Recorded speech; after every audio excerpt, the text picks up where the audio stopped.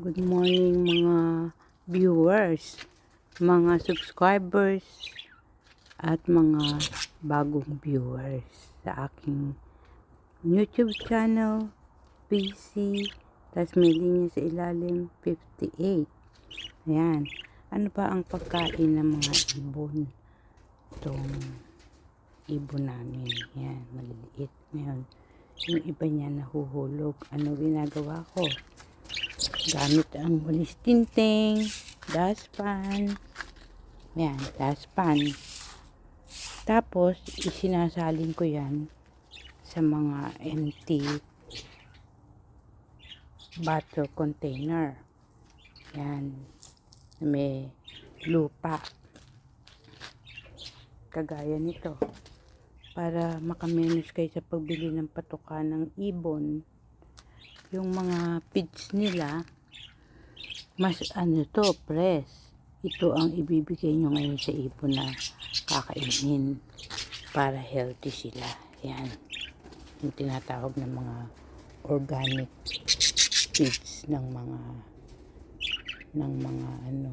sa mga store. Nakakakita kayo ng mga fresh. Yan.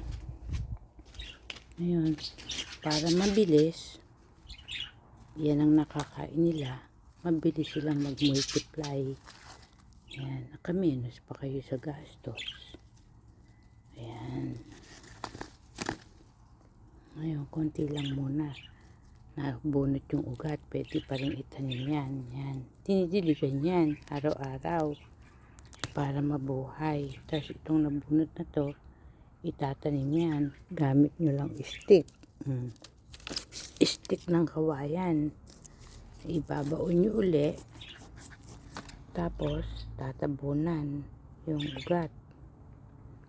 Nasaan na napunta yung ugat? Ito pala. Ayan. Babaon nyo lang yan. Didiligan nyo rin. Mabubuhay pa rin yan. Maglagay na kayo ng stick para hindi mo wala stick. Importante mga stick. Ngayon. Yan. Yan. Nakamenos kayo. Papasok nyo dyan. Kakainin na nila yan. Mas mainam nga yan ang pinakakain nyo. Kasi may mga live cells para dumami ang mga ipon. Yan, pwede din sila pakainin ng mga prutas. Okay? Sige. Pasyal ko kayo sa mga tanim namin. Ito ang puno ng persimmon. Ayan. Diniligan ko yung paligid niya ng pinagugasan ng bigas. Ngayon kinakalat ko ang aloe vera. Gamit ang mga plastic ng mga cow. Ito naman ang tanim ng mister ko na pakwan. Nakaanilan ng melon sa kapakwan. Kaya meron pa rin dito ng mga bunga. Ayan. Masok sila sa sulok. Ngayon yung mga kahoy, ginagawa kong tabing para kung may ahas doon sa loob ng mga kapitbahay, hindi dadayo sa amin. Ngayon yung maraming kahoy, hindi pwede. Kasi kagaya nung sa Bulacan, doon sa tabing pwesto, yung surplus ng kapatid ko, nilagay kayo sa pahiga yung kahoy. Ito naman ang bunga ng peaches ng kapitbahay namin. Ayan, pag nahinog at nakita ko siya, hihinig ko sa kanya.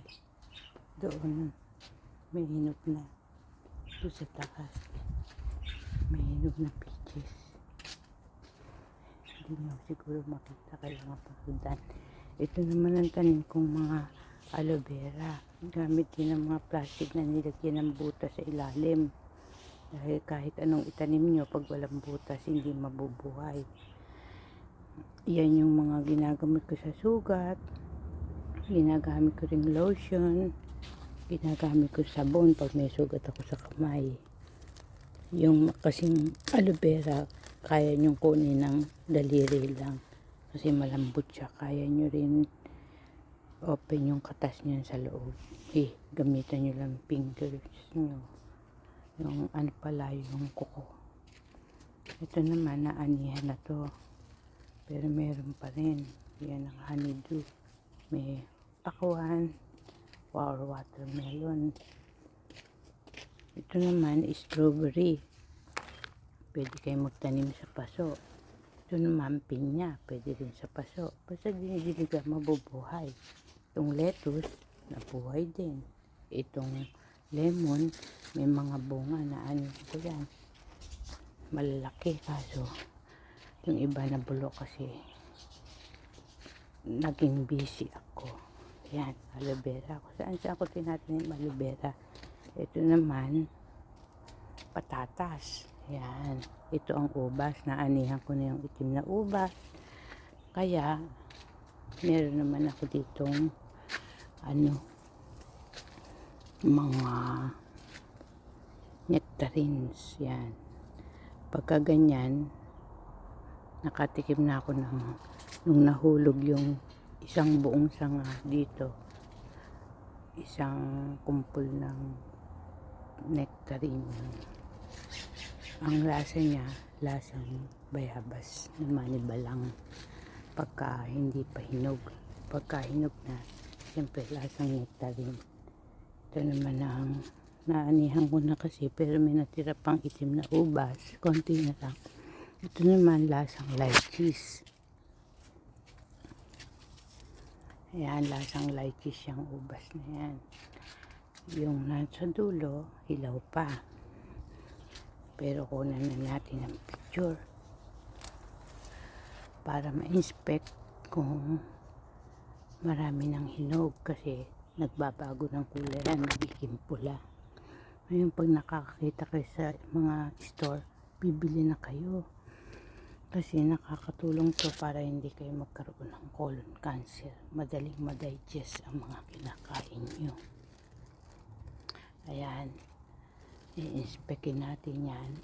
Yung medyo malapit ng mahinog, yun pulang-pula na. Ayan, so pwede na siya paminsan-minsan na bawasan. Ayan, yun na i-inspect yan. May mga bumubuka kagaya nito, kita nyo yan, bumubuka. Paalisin yan kasi malapit ng mabulok. Ngayon pag nakakita ko dito ng insekto, sasabitan ko na to ng fly paper. Ayun, malapit ng mahinog din. Nasumbo ko kasi ito, tinatouch nyo rin yan. If it is soft, that means you can get it. If it is hard, or you can get some to taste. Ayan, pwede na. Pero hugasan ko, hindi ako kumakain ng diretso. Siyempre may alikabok yan. Ayan.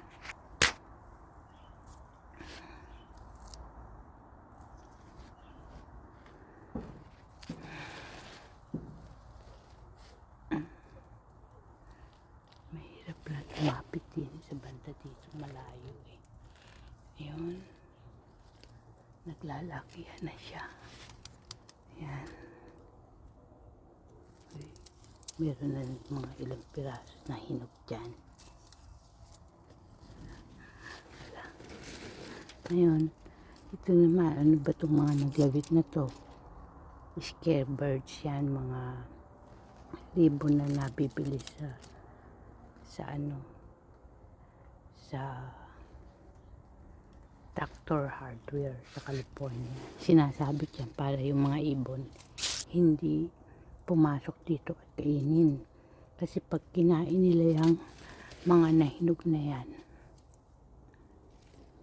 tinan nyo na may naging pasas na banda rin eh. Dalawa. Pag nahinog na yan, ang mangyayari, gustong gusto ng ibon na tukain yan. Pag natuka ng ibon yan, kagaya nito, kaya ini-inspect, merong bumubuka. Ito yan, bumubuka. Mabubulok yan, kakatas yan. Yan, sa sobrang init, kakatas yan. Ngayon, pag kumatas yan, ang mangyayari, mag-i-invite ng flies Kaya kailangan pag nakakita na kayo ng plies, sasabitan na yan ng ply paper. Lalagyan yung tali, nakahang din. Kaya kung hindi nyo pa alam yung ply paper, nabibili yan sa Lowe's Hardware. Ply paper, tatanong nyo sa mga nandoon, ply paper, kagaya nito. May bumuka. Sa sobrang init, dapat aalisin na. Kasi it will invite flies. Mga saka checkin nyo rin kung may sapot ng gagamba. Kaya nito malambot na. Kunin nyo na para matikman. Kasi pag nagawi ang mga ibon, yan ang mga target nila. Yung mga malalambot na yan. Kailangan kasi habang while it's still unripe, you have to visit your grape fruits and grape vines and grape plantation, so you can check if there is a spider web. The spider web is the cause of the spoiled fruits of the grapes, and also those that are very soft and with a crack. You have to remove. Okay, thank you for watching. If you like to taste some of my grapes, you can come here or send a comment. Make sure you message me, because I'm not answering right now any phone calls.